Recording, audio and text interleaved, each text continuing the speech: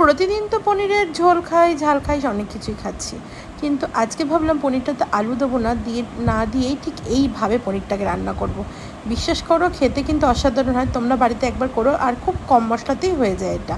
যাই হোক, আমি কিছুটা পনির নিয়ে নিয়েছিলাম, একটা প্যাকেট সেদিনকে 1 কেজি কিনে এনেছিলাম, কিন্তু পুরোটা তো লাগে না, আর এখান থেকেও পুরোটা লাগবে না। যত টাকা প্রয়োজন আমি ঠিক ততটুকুনি নিয়েছিলাম। আর পনিরগুলো না একটু হার্ড হয়েছিল, যেহেতু জাস্ট আমি ফ্রিজ থেকে বের করেই আমি কাটতে শুরু করে দিয়েছিলাম। ঠিক টুকরো তোমরা সাইজ মতো ঠিক কেটে নেবে পনিরটাকে।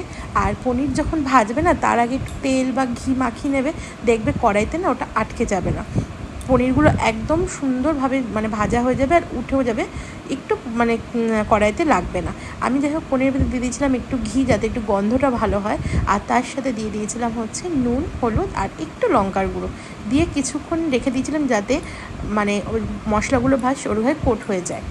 আর এখানে কিছুটা মশলা করে নিয়েছিলাম, খুব সামান্য একবারে মিক্সিতে আমি দিয়েছিলাম হচ্ছে আদা, জিরে, ধনে, আর হচ্ছে টমেটো, একটা বড় টমেটো দিয়েছিলাম, আর দিয়েছিলাম 4 মগজ, কাজু, আর দিয়েছিলাম হচ্ছে টক দই। আর তার সাথে নুন তো পরে দেবই, সেটা এই হচ্ছে মশলা ছিল। আর আমি না কোনো গুঁড়ো মশলা ইউজ করিনি, আমি ইউজ করেছি হচ্ছে গোটা মশলাটা আমি বেটে নিয়েছিলাম, মিক্সিতেই বেটেছি, শিলে বাটিনি, কিন্তু মিক্সিতে বেটে নিয়েছিলাম আমি। আর দেখেছো পনিরগুলো কিন্তু একটা পনিরও কিন্তু কড়াইতে লেগে যায়নি, কারণ ওই যে আমি ঘিটা মাখিয়ে রেখেছিলাম।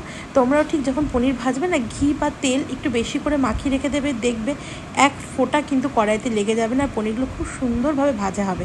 আর এমনি সময় অনেক সময় যদি তোমার পনির রান্না করো, তাহলে কিন্তু পনিরগুলো ঠিক এইভাবে মাখিয়ে রেখে ভাজবে, দেখবে পনিরগুলো খেতে না আরও বেশি টেস্টি হয়।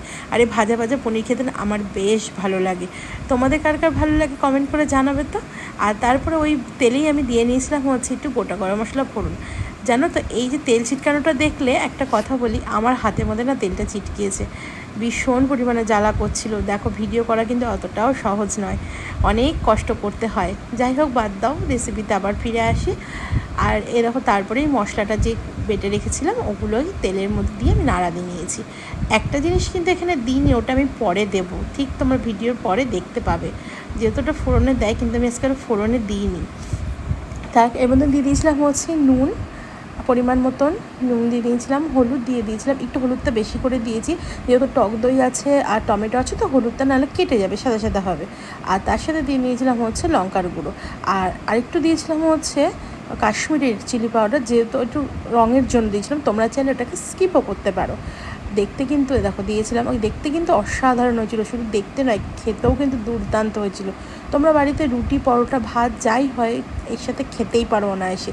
নিরামিষের দিনগুলোতে না এই একটাই টেনশন হয়, কী খাবার, এই পনিরের একঘেয়েমি ঝোল খেতে তো ভালোই লাগে না। দেখো, আস্তে আস্তে একটু লো ফ্লেমে আমি এটা করেছিলাম, আর তেলটা ছেড়েও দিয়েছে। আর তারপরে আমি একটু দিয়েছিলাম হচ্ছে ফ্রেশ ক্রিম, আমার কাছে ছিল তাই আমি দিয়েছিলাম, তোমরা চাইলে নাও দিতে পারো। একটু ফ্রেশ ক্রিম দিলে কী হয়, টেস্টটা একটু বেশি হয়, বলে না যত গুড় তত মিষ্টি, এটাই হচ্ছে কথা। খেতে খুবই ভালো হয়, একটু ফ্রেশ ক্রিম দিলে দেখতেও ভালো হয়, খেতেও খুব ক্রিমি ক্রিমি ভাব হয় একটা। এই ক্রিমি ক্রিমির জন্যই আজকে পনিরটা এত সুন্দর সুস্বাদু হয়েছিল। তারপরে আমি জাস্ট পনিরগুলো দিয়ে দিয়েছিলাম, আর পুরো রান্নাটাই কিন্তু আমি মিডিয়াম টু লো হিটে করেছিলাম, যেহেতু এটা কাজু বাদাম ছিল এর ভিতরে বাটাটা, আর মগজ বাটা ছিল, এটা খুব চিট করছিল। তোমরাও কিন্তু একটুখানি লো ফ্লেমেই করবে, নাহলে কিন্তু চিটকাবে আর মশলাটা পুড়ে যাবে।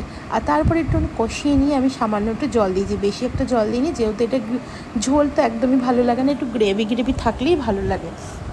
আমি তারপরে জল দিয়ে নিয়েছিলাম, জল দেওয়ার পরে কিন্তু বেশ কিছুক্ষণ পরে তারপরে কিন্তু জল দিয়ে অনেকক্ষণ না ফোটালো, কিছুক্ষণ ফুটিয়ে, যেহেতু ওই যে বললাম কাজু বাদাম আছে, এই জন্য তাড়াতাড়ি ঝোলটা টেনে যায়। আর যতক্ষণ রাখবে তারপরে তো আরও খাওয়ার সময় ঠান্ডা হলে আরও টেনে যাবে ঝোলটা। দেখতে দেখেছো কত ক্রিমি হয়েছে, আর তেল ছেড়ে দিয়েছে। তারপর যাই হোক, কিছুক্ষণ ফুটিয়ে নিয়ে আমি নামানোর আগে দিয়ে দিয়েছিলাম হচ্ছে গরম মশলা।